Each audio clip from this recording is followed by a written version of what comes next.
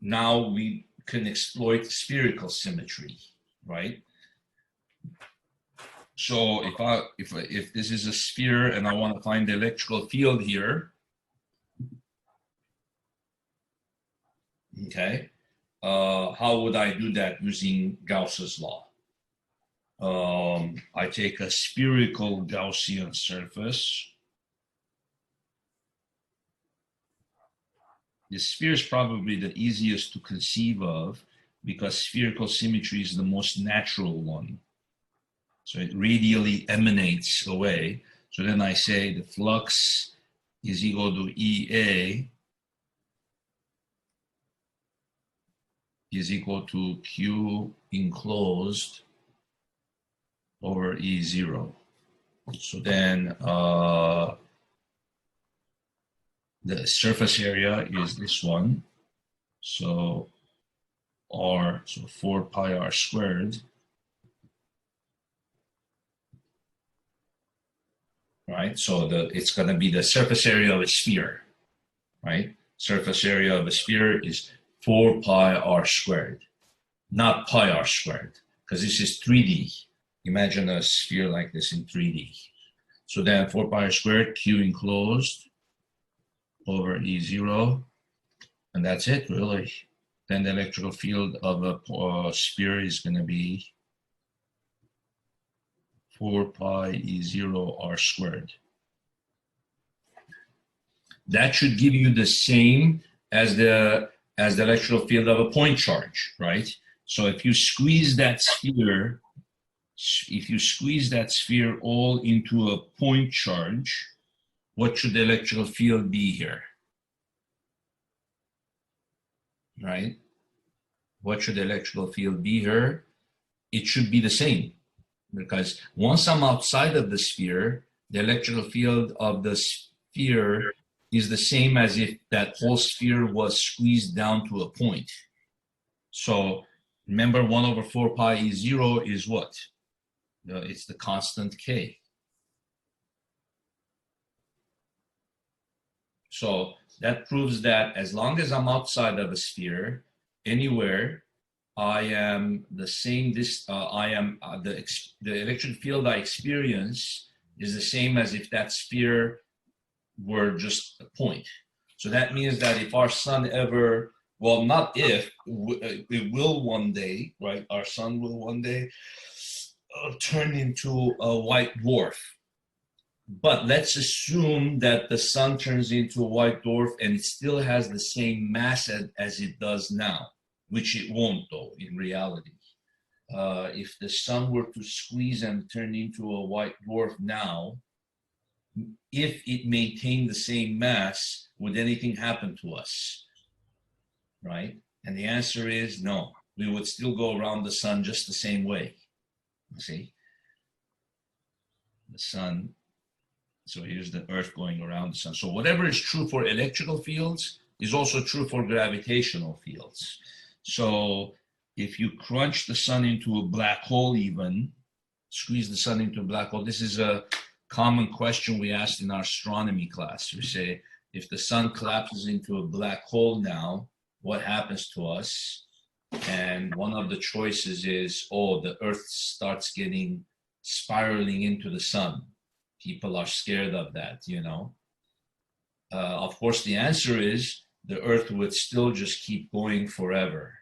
We would be safe, right? Because if the sun maintained its mass and it crunches into a black hole, the gravity we experience here would not be affected. You see? It's just kq over r squared, you see? Except in gravity, we use gravitational field and we do gm over r squared. We replace the k by gravitational constant and the mass, right? So that means if the sun were to turn into a black hole, we would just still go around the sun every 365 days and nothing weird would happen. Is that kind of weird?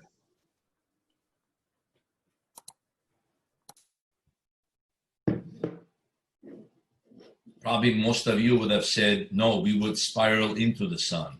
Or some of you would have said, oh, we would spiral away from the sun, you know.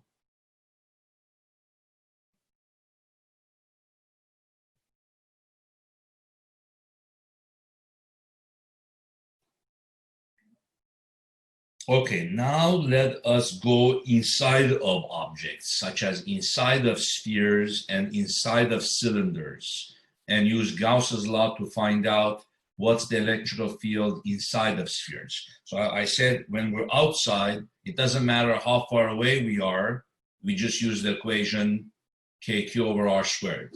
But how about when we're inside?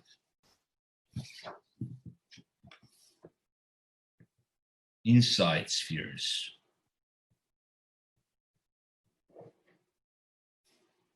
So if I'm inside of a sphere, then that's the electric field there is gonna depend on if the sphere is a conducting sphere or insulating. So same thing is gonna hold true for gravity. If I'm inside of a planet, it depends if the planet is a hollow planet or it has mass there or not.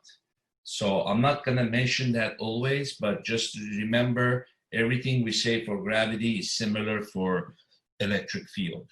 So if it's a conducting sphere, by conducting spheres, we mean if there is any charge inside of the sphere, but since it's conducting, the charge pushes itself out. Let's say there's a net positive charge.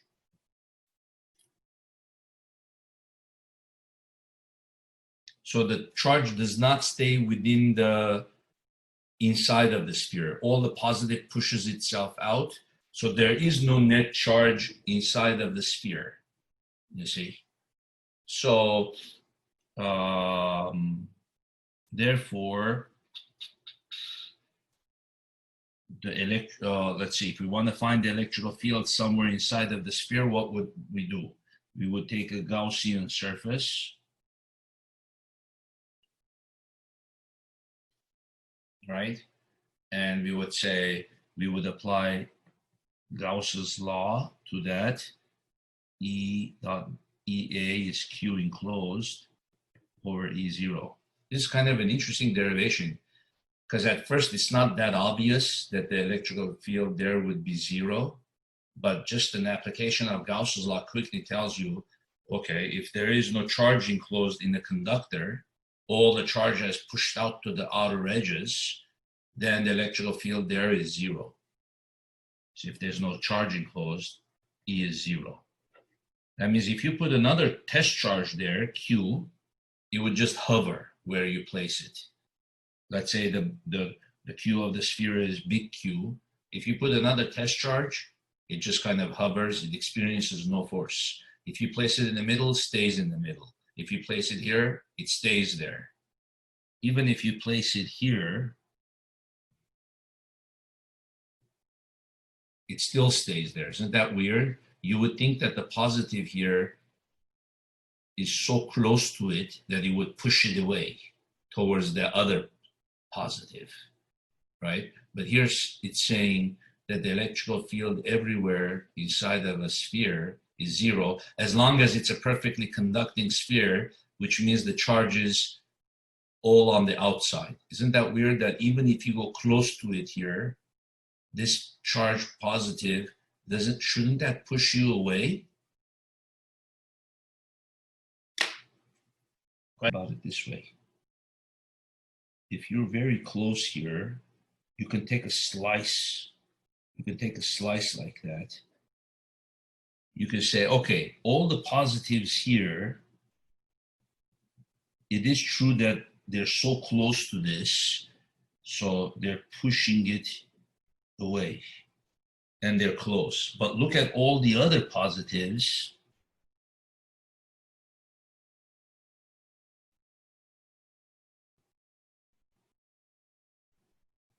What are these charges trying to do? They're trying to push this charge this way, you see? So that's probably a good quick answer you can give. The Gauss's law method is different. It just says, take a Gaussian surface. If there's no charge enclosed there, then, okay, then the net electric field is zero. But that one is a little bit less visual. Okay, you say, that's it, but this one maybe is better. You take a slice, no matter where the charge is, you take a slice and you say, all the charges on this end are, yeah, they're very, very close. So they're probably pushing it very hard. But look at a lot more charges are farther away, but they should be able to push with the same force. So that means, okay, no matter where I am, I could take a slice and I could make that argument. All these charges push it this way, and then all these charges push it this way. Okay, I think Newton used the cone argument to prove that, or to show that if you're inside of a hollow planet, you should weigh nothing. So it would be equivalent to say something like this. Take a cone.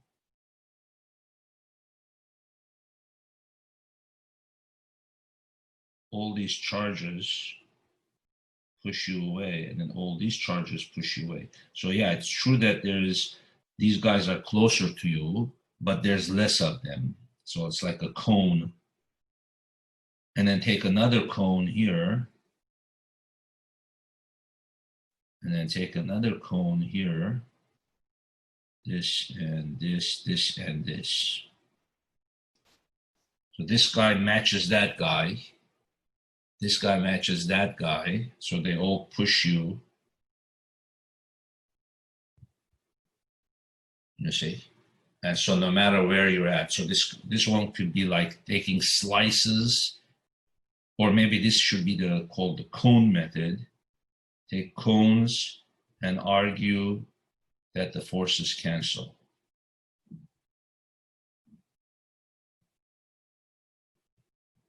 Here, take slices and argue, well, not slices, just split it into two slices, essentially.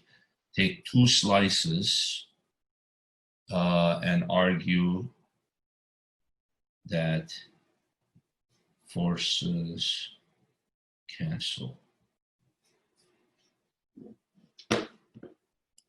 And this is the Gauss Law Method. Okay, how about if it's an insulating sphere? Insulating sphere would be if you place charge inside of the sphere, it stays wherever you place it because it can't flow very easily. So first we'll do uniformly charged sphere.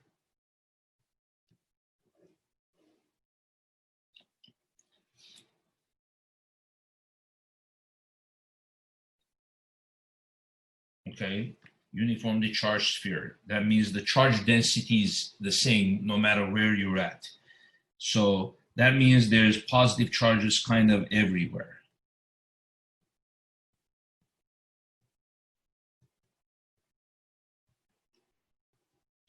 Right? So then what would be the electrical field anywhere inside the sphere? Just go take a Gaussian. So this would be kind of like asking how much would you weigh, or what would the gravitational field be if you're inside of a uniform density planet? So this part you will be more familiar with, Daniel, from the gravitation chapter. Pretty much same thing. Yep. Exactly. Except there, we don't call it Gauss's law, but we use the same technique, Yeah.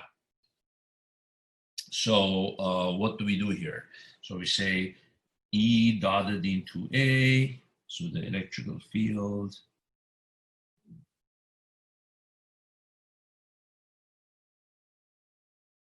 is equal to Q enclosed over E0. And then this is E times 4 pi r squared. Except now this Q enclosed is the charge enclosed within the bounds of your Gaussian surface, right? So we want to compare this to the total charge of the sphere, right? So what would that be? Well, if it's uniform charge density, uniformly charged sphere, then the Q enclosed here to the ratio of the Q enclosed to the total charge of the sphere would be equal to the ratio of this volume, d prime, the small volume, to the total volume. That's only if it's uniform, for uniformly charged spheres. Okay, so the ratio of the charge here to the total charge is the ratio of the volume here to the total volume. So that would be 4/3 pi little r cubed. The little r is the radius of this guy. And then divided by 4/3 pi, the radius of the sphere. You see? So then this is cancels this. So the charge enclosed is going to be, the big Q goes over there. So it's going to be QR cubed over R cubed. Okay, so then let's rewrite this as big Q R cubed over big R cubed is 0. And this is the same as this R, because this is the radius of the Gaussian. And then this is also the radius of the Gaussian, because this one is where I'm trying to find the E. And I'm trying to find the E at that edge of that Gaussian surface. So this would be the radius of the Gaussian. And then this is also the radius of the Gaussian, but this is the radius of the sphere. Okay, so then this one goes down here, the 4 pi r squared. So then you're left with 4 pi E0 r cubed. This r squared will cancel that, and then you're left with r.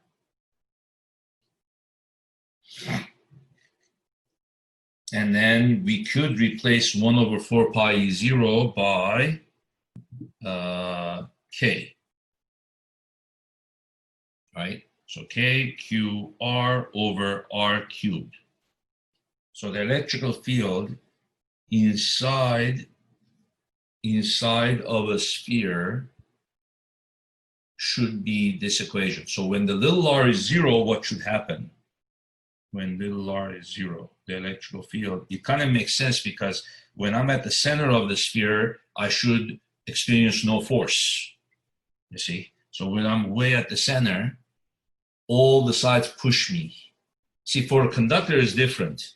For a conductor, no matter where you're at, because all the charge is outside of you, no matter where you're at, the electric field is 0, and therefore the force you experience is 0. For an insulating sphere is different. Only in the middle, all the charges push you equally, right? But if you're somewhere to the side, you no longer are pushed equally, you see. So let's see. So then what happens? The electrical field increases linearly as you go out to the edge. It increases linearly. So if we were to graph the electrical field, it increases linearly. Let's see. Linearly. So then what should happen when the little r is equal to big R? If I did it right, the electrical field should be continuous, right? So if the little r equal to the big R, I put it here, what should I get? Then you get kq over r squared.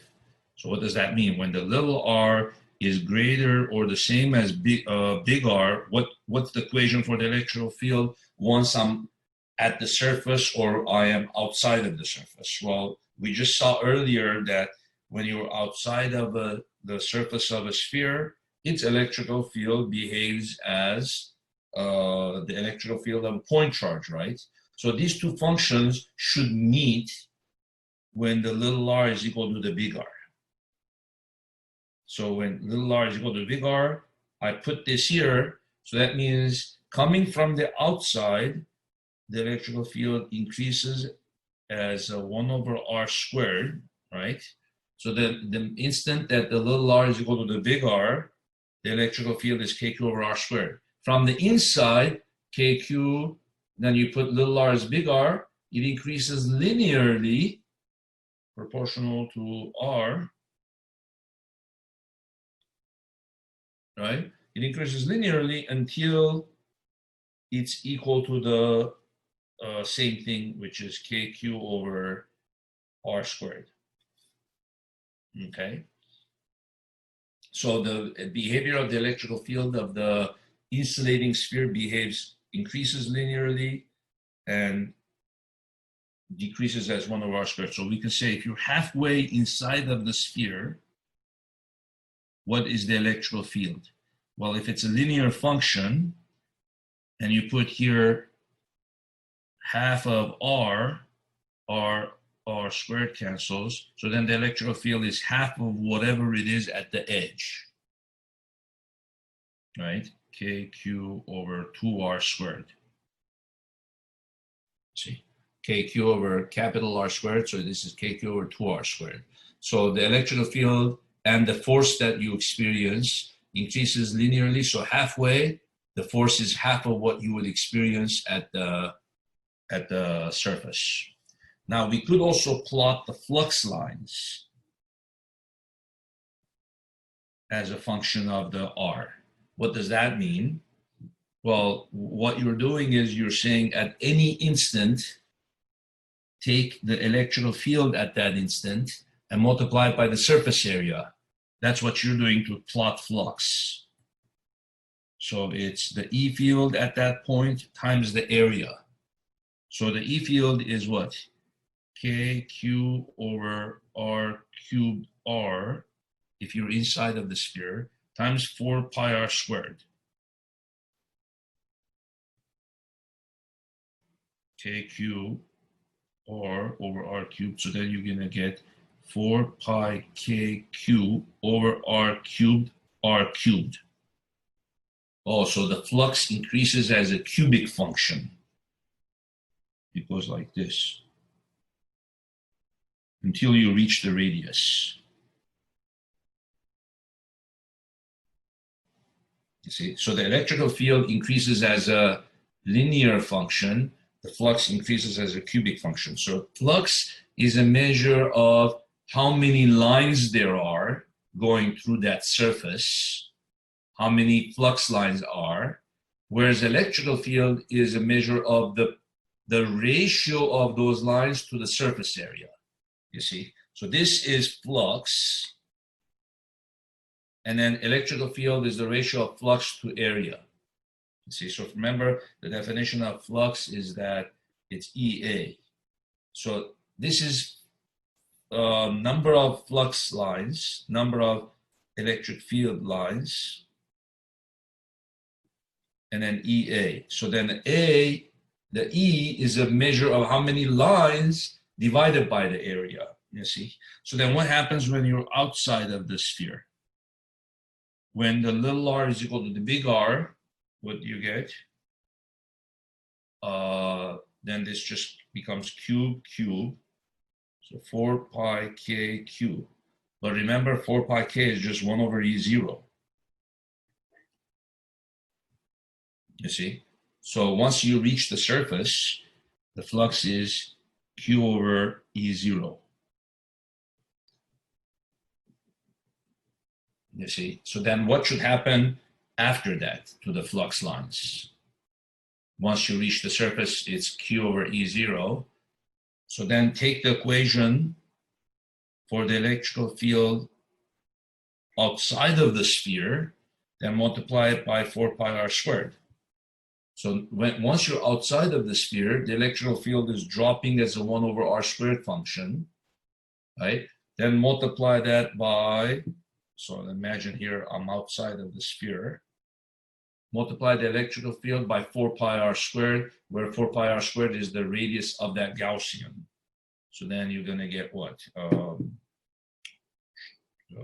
the r squared is going to cancel. So you're just going to get 4 pi k cubed. Oh, okay. That means the flux outside of the sphere, no matter where you're at, the flux outside of the sphere is equal to the flux at the surface. So it's just a constant.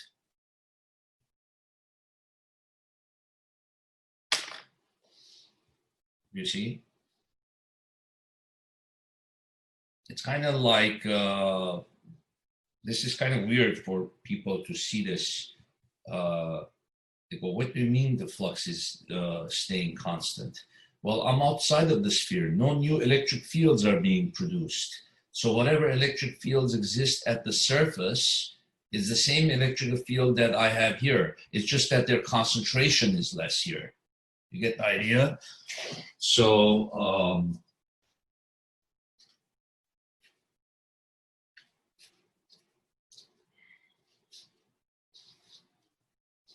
so it's kind of like this. So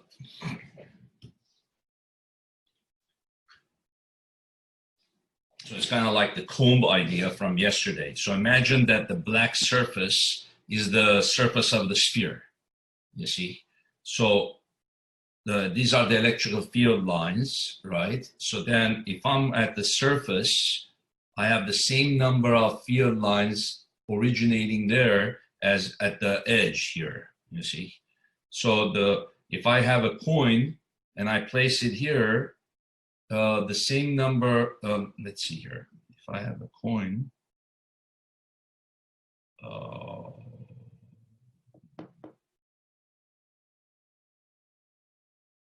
no, I'm gonna do like this. I have to encompass the whole thing. So I have to say, if I encompass the whole thing here with my hand, right? I have the same number of flux lines coming through my hand as if my hand was pushed down all the way to the center, all the way to the black line, you see? So if I could take my hand and just squeeze all these down, you see? The flux through my hand would be the same as if my hand is up here, right? But the difference is that the flux here is over a bigger area, you see? The same number of flux is bigger area. You can almost say like the pressure on my hand. The pressure on my hand is spread over a bigger area, whereas if my hand was down at the surface, right, my hand would be pushing down on the surface and it would be over a lesser area. So you can say the pressure is greater, you see? So saying that the flux is the same would be to say, if no matter where my hand is, the same number of those things are going through my hand. To say that the electric field drops is to say that the pressure drops on my hand. The farther I am, imagine these things were to spread out, keep spreading out, and I'm way over here, you see? Well, now by that point, they've spread out like all the way here and all the way there. And now if I encompass that with my hand, I still have encompassed all of them. So the flux is the same, right? But they're spread over a bigger area, you see? So the electric field dropping is like the spreading of the flux, whereas the flux staying the same is just no new electric field lines are produced. But when I'm inside the sphere, since it's insulating, as you go farther away, more flux lines are being produced because there's charges. You see the charges like this, like this, like this, like this, like this.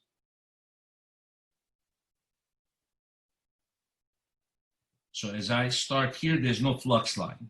As I go out, out, out, I'm encountering more and more charges. So then the flux, the electric field lines are starting to increase.